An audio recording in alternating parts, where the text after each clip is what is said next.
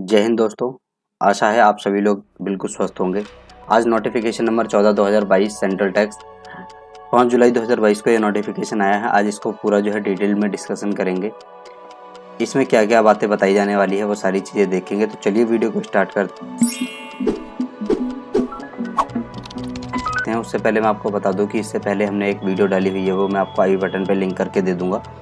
उसमें जो भी 5 जुलाई को जितने भी नोटिफिकेशन आए हैं, उस दिन काफ़ी सारे नोटिफिकेशन आए थे, वो सारे मैंने जो है ऑलरेडी डिटेल में डिस्कशन कर चुके हैं। लेकिन ये नोटिफिकेशन नंबर 14 जो है ये थोड़ी बड़ा था, तो इस वजह से इसको छोड़ दिया था। आज इसको हम डिस्कस करेंगे और जानेंगे इसमें क्या क्या इन्फॉर्मेशन दी है। मैंने इम्पोर्टेंट जो है वो मार्क कर लिया है, जो मुझे लगा कि आप लोगों के लिए इम्पोर्टेंट हो सकता है। बाकी सारी चीज़ें बहुत बड़ा नोटिफिकेशन है, अगर हम इसे करने बैठे तो घंटों लग जाएंगे, लेकिन हमें जल्दी से जल्दी समझना है ब्रीफ में, तो इस वजह से मैंने जो है वीडियो को शॉर्ट रखा है। तो चलिए वीडियो को स्टार्ट करते हैं। ठीक है, सबसे पहले जो है ना वो ये कहता है कि अगर आपका रजिस्ट्रेशन जो है सस्पेंड हो जाता है, ये आपने पहले भी सुना होगा पिछली वाली वीडियो में। उसमें मैंने बताया था कि जो जीएसटी काउंसिल की 47th मीटिंग हुई थी, उसमें इन्होंने प्रोविज़न लाए थे कि जो है अगर आपका जीएसटी सस्पेंड हो जाता है तो आपको जो है अपनी सारी रिटर्न जो है पेंडिंग, वो अगर आप फाइल कर देते हैं तो आपका जो सस्पेंशन है वो अपने आप ही रिवोक हो जाएगा। उसमें आपको प्रॉपर ऑफिसर से मिलने की ज़रूरत नहीं है। लेकिन अगर आपका ऑलरेडी कैंसिल होता है तो उसमें प्रॉपर ऑफिसर ही कुछ ना कुछ कर सकता है। तो एक तो इन्फॉर्मेशन ये थी। उसके बाद आते हैं हम दूसरी इन्फॉर्मेशन। दूसरा क्या है कि अगर आपका एरर्नेस रिफ़ंड जो है वो सैंक्शन हो चुका है और आपके अकाउंट में आ चुका है, आपने कोई रिफ़ंड क्लेम किया लेकिन वो गलत था रिफ़ंड, तो उस केस में क्या होगा कि आपको जितना भी आपको अमाउंट सैंक्शन हुआ है वो आपको इलेक्ट्रॉनिक कैश लेजर में आपको फॉर्म GST DRC 3 आपको फिल करके जो है वो सबमिट करना होगा, और उसके बाद जो है आपका रिक्रेडिट हो जाएगा आपका electronic credit ledger by the proper officer.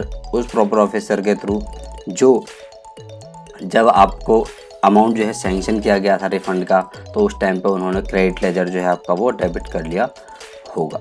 ठीक है, नेक्स्ट आता है पेमेंट को लेकर के कि जीएसटी की जो पेमेंट है वो हम किस तरीके से करेंगे। आप देख सकते हैं यूपीआई का ऑप्शन भी जो है इन्होंने हमें दे दिया है। अब यूपीआई के थ्रू जो है हम अपनी जीएसटी की पेमेंट कर सकते हैं। फिर इसके बाद IMPS के थ्रू भी कर सकते हैं। पहले की नेट बैंकिंग और ओवर द काउंटर ही हुआ करती थी।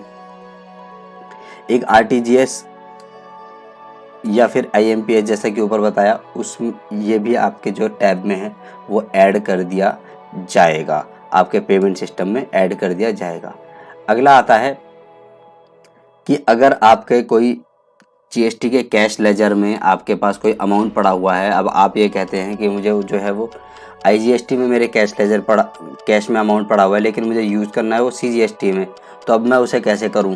तो आप जो है उसमें एक सिंपल एक फॉर्म GST PMT9 होता है, उसके अंदर जो है इन्फॉर्मेशन पुट करके आप जो है इंटर ट्रांसफ़र जो है कैश लेजर से अमाउंट कर सकते हैं। लेकिन ये किस में होगा? सेंट्रल टैक्स और इंटरस्टेट टैक्स, सिर्फ इसी में ही होगा।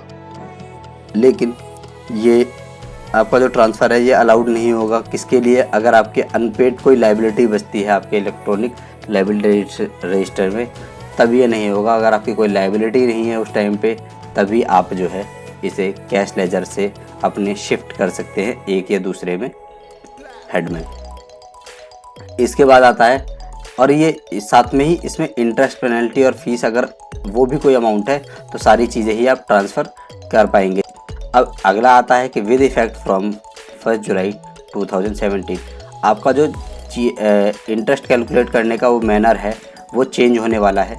चेंज नहीं, मतलब अपडेट, उसमें जो है इन्होंने हमें इन्फॉर्मेशन दी है कि किस तरीके से जो है हमें, अगर हमारी क्या प्रॉब्लम है तो उससे क्या हम जो है इंटरेस्ट कैलकुलेट करेंगे, किस तरीके से कैलकुलेट करेंगे, अलग अलग सिचुएशन के अकॉर्डिंग इन्होंने हमें बताया है। तो पहला जो है सिचुएशन ये बताते हैं, ये कहते हैं आप डिले करते हैं अपनी फाइलिंग में की, और वो ड्यू डेट के बाद आप फाइल करते हैं, तो आप उसके हिसाब से जो है इंटरेस्ट अपना कैलकुलेट कर लिए कि मान के चलिए अगर हमारी 24 तारीख जो ड्यू डेट होती है लेकिन हम भर रहे हैं 30 तारीख को, तो वो 6 दिनों के लिए जो है आपको इंटरेस्ट की कैलकुलेशन करनी होगी, जो भी स्पेसिफाइड रेट होगा उस पीरियड का, ठीक है।